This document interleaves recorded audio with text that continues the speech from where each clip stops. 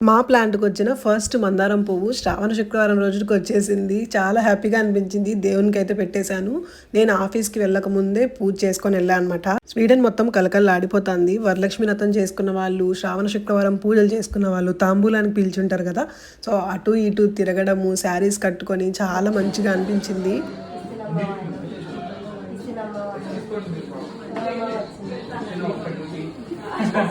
నా ఫ్రెండ్ సర్కిల్‌లో ఉన్న వాళ్ళందరూ గూడా వరలక్ష్మి వ్రతం రోజే వ్రతం చేసుకున్నారు. సో, చాలా మంది ఇంటికి వెళ్ళాల్సొచ్చింది. ఒక 3 ఫ్యామిలీస్ అయితే మా ఇంటి దగ్గరలోనే ఉన్నారు. ఇంక మిగతా 5, 6 ఫ్యామిలీస్ అంతా గూడా మా ఇంటి నుంచి ఒక 1 అవర్ డిస్టెన్స్‌లో ఉన్నారనమాట.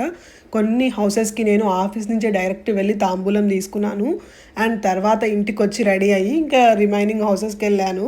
ఇప్పుడు నేనెళ్ళిన ఫ్రెండ్స్‌లలో కర్ణాటక వాళ్ళున్నారు, తెలంగాణ వాళ్ళున్నారు, రాయలసీమ వాళ్ళున్నారు. ప్రతి ఒక్కరు కూడా అమ్మవారిని మంచిగా అలంకరించారు అసలు.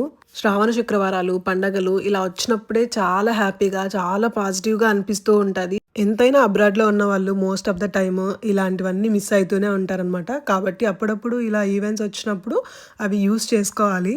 లేకపోతే ఇయర్ మొత్తం ఆల్మోస్ట్ ప్యాంటు, షర్ట్‌లతోనే ఉంటాం మేమైతే. ఇలా పూజలు చేసుకుంటూ, చీరలు కట్టుకొని అందరం కలవడం వల్ల ఇండియాని మిస్ అయిన ఫీలింగ్ అట్‌లీస్ట్ కొంచెమన్నా తగ్గుతుంది. ఈ ఇయర్ అయితే తాంబూలాలు తీసుకొని ఇంటికొచ్చేటప్పటికి నైట్ 11:30 అయింది. లాస్ట్ ఇయర్ అయితే 12 ఆర్ 12:30 అయింది. కార్‌లో వెళ్ళాం కాబట్టి ఈ టైం అయింది. లేకుండా అంటే కొన్ని ఇల్లులు స్కిప్ చేయాల్సొచ్చిండు.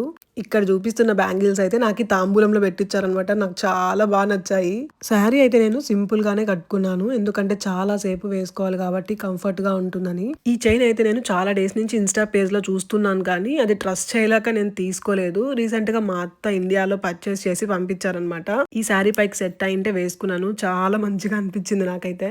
వీడియో నచ్చితే లైక్ చేసి, షేర్ చేసి